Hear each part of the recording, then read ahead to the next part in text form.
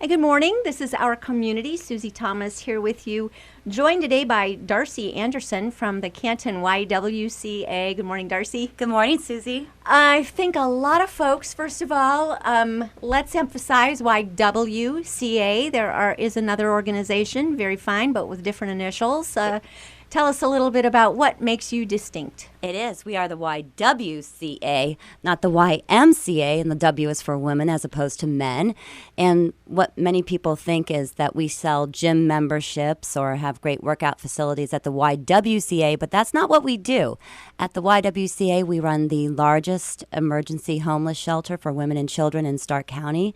And we have a early learning childhood center there that is second to none, 5-star rated, and we love and teach and care for about 186 kids. Let's talk about the homeless situation first. Now, not just the rooms that are available there at the YWCA building itself, but you operate several homes. We don't need to give their exact locations, but tell us a little bit about those different homes and which serves which population. We do. Like you said, at the main building at 6th Street and Walnut at the YWCA, we have the emergency homeless shelter where ladies and children come, and ladies and their children, I should say, and we're able to house them there for 90 days. And we have 36 rooms on our third floor, and we're able to house every component except for single males. So we have that facility, and then what we work toward is moving them into what we call permanent supportive housing. And this is just a chance where we have 3 facilities, Gateway 1, Gateway 2, and New Beginnings. And these are facilities where they get, support as they're transitioning from homelessness to actually getting on their feet and getting jobs. And, when we're able to provide some assistance. In addition to those facilities, we have a program called Rapid Rehousing that works with individuals who are oftentimes, the best way to describe it is they're weeks from homelessness. And we're able to work with them and give them some assistance with security, down payments for their apartments, for their utility, and keep them off the street. So, how is this funded? The housing HUD, Housing and Urban Development. A lot of this is funded through grants, and then we rely on United Way. They are a very good, very wonderful funding source for us, and then private donations. Yeah. I think people would be surprised to find out what the homeless situation is, even here in Stark County, Ohio. Can you give us a little bit of a glimpse into that? It is surprising. I think one of the most surprising statistics that I've heard as of late, there's something in Canton called the Homeless Hotline. And this is a number that people call who are homeless, and they're referred to this number.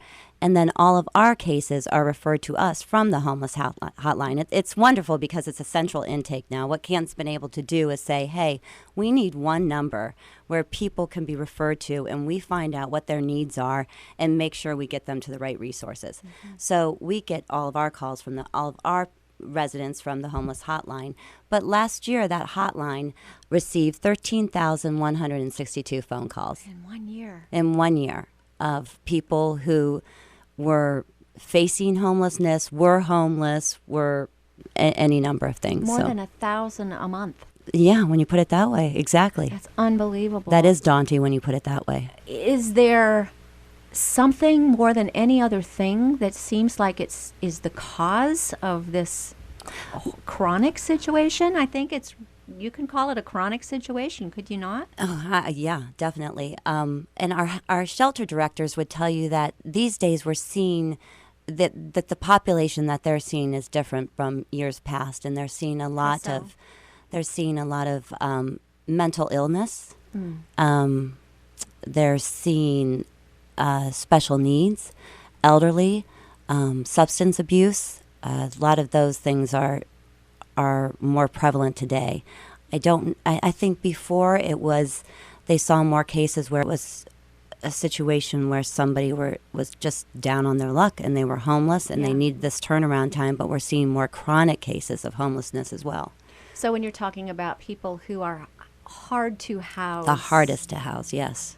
And what percentage are children? They seem to be the real victims here. Traditionally the percentage is about 38%. Oh, my. Which is, in our shelter, that's, when you think we have 36 rooms upstairs and 38% of the people living there are children under the age of 8. which is really sad. And that's their normal. That is their normal. And then our caseworkers work with them to, help them all out and get them on their way. Yes. They do amazing things there. Yes, yes. And we're going to get to the success stories. Let's talk a little bit about life in the shelter. What is offered for these women and their children? What kind of amenities are provided? How are they cared for? Well, they're provided a safe place. I think first and foremost, a safe, permanent place for them to come. They're seeking refuge. A lot of times they're in crisis. They're at wit's end. They have small children. They have nowhere to go, and they come to us, and our caseworkers work with them, get them upstairs. They have their bedroom, basically. It's dorm-type living. Like you think about your kids going off to school, that's what we have on our third floor at this shelter. If depending on the size of the family or who's coming to us, you get a bed, a closet, a small refrigerator. There's a communal kitchen upstairs where all the ladies are responsible for making their meals. There's a coin laundry machine upstairs. There's communal bathrooms. So it is very much dorm living, but it's clean, it's safe, and I think that's what they're most grateful for. Yes. Anything special provided for the children? I know we'll get to the education opportunities, but is there any kind of a play area or something where a child can be a child? Well, the really nice thing is that all the women who are in the families that are at our shelter can use our playground. That's open to them, and it needs love too, Susie. That's another thing we can talk about, our playground needing lots of love, but the kids still like a playground. So the kids have the playground, and of course the nicest thing is that they are automatically have access to our early childhood learning centers. So as their mothers come in and are looking for work or needing to keep appointments for whatever issues they're dealing with, their kids are able to go to our 5-star rated early childhood learning center, get 3 meals a day. Miss Brenda cooks for them, and it's a nice breakfast, lunch, and snack. And so it's just really nice, because what happens then is, the good stories is that their mothers find work, and we move them into an apartment, and those kids are in the child care, going on to preschool, and their moms just keep bringing them there. So they have that stability from the get-go. How do you work on helping a family maintain some consistency? If a child is homeless, they might not be able to attend the same school that they're used to attending. So the educational opportunities, that it goes to what age? Our early childhood learning center takes kids 6 weeks to 11 years. Oh, so wow. So we have, while they're not in actual elementary school, we have rooms for all infants. We have babies there, infants. Oh, I mean, yeah. Miss Chris, hi, Miss Chris. She's there loving all the infants, and we have babies, and we have toddlers, and then we have preschoolers, and then, once they transition to kindergarten, then we have aftercare. And what's wonderful is we have Miss Lil, who's been with us for a very long time, driving the bus and picking up the kids at Worley and Allen, and so they come to us for aftercare. So it goes on and on. Once they're, and you should know 95% of our kids are subsidized. So, we're really serving an underserved population, a vulnerable population, and Yes. and having that stability and being there and being able to, take care of all ages is just a great thing. Take us through a little tour of your Child Development Center, what the classrooms are like, what kinds of things. It's a happy place. Tell us about the things taking place there. Everybody has to come down and see it. You're always welcome, and we always need people who want to read to our kids because they love books. But if you go, it's the happiest place ever. And I know I should be doing more work during the day, but I find myself walking down the hallways to look at Miss Chris's infant room and to see what they're drawing with melted marshmallows on paper. It's just really creative, and there's always artwork, and we have just the greatest teachers, and their curriculum is just, it's inspiring. And I know I'm always amazed when I see what they're doing, and they're always singing, and they're always doing. It's just like every preschool, a happy place, and ours is just as happy and just as bright and just as loving. And I love to walk around. You kind of insinuate there might be some volunteer opportunities. Oh, How does a person do that? All they have to do is call the YWCA and say, I'd like to volunteer. And Barb will put you in touch with me maybe. So, yeah, we do. The kids love to have people who, will come in and read to them. The teachers always welcome the help. That's one volunteer opportunity. And then we have other opportunities just in, we have a pantry that needs stocked. We're the North Canton JCs were just kind enough to do a food drive for us, so we were able to stock our pantry, and it was very low in soup. We have something that is now called Carol's Closet. It's our donation room, but it's a place where the ladies in our emergency shelter can go and shop for the items that they don't have. Oftentimes they come to us with nothing, so we're able to give them clothes, sheets, pans, cups, shoes. So, are there some things that are normally needed in your pantry? Some things other than other things that there's a greatest need for? Oh, for sure. We are always, especially with winter coming, we like to stock up on soup, protein items, peanut butter, canned tuna, chicken. Those are always great things. Pastas in boxes, fruits, vegetables. Just about anything you want in your pantry we can use, but definitely the protein items in soup with winter coming would be wonderful. We always can use them. Yes, and you mentioned when someone arrives, sometimes it's just with the clothes on their back. That's it. Sometimes they're coming out of an abusive situation or what have you.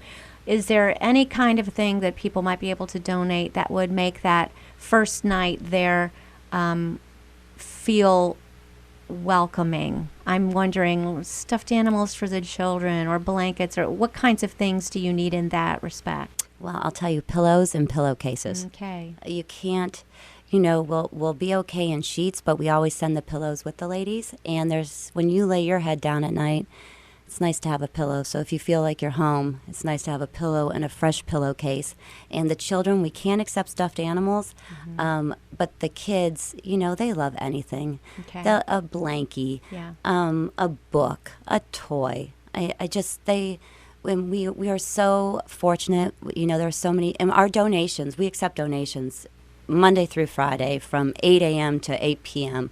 And you just walk right in. We have sheets for you for your donation, and we just welcome anything. And we keep them in the donation room, and whatever they need, they go right downstairs, and they're able to get it. Whatever they need to make it feel like home, they have access to it in our Carol's Closet.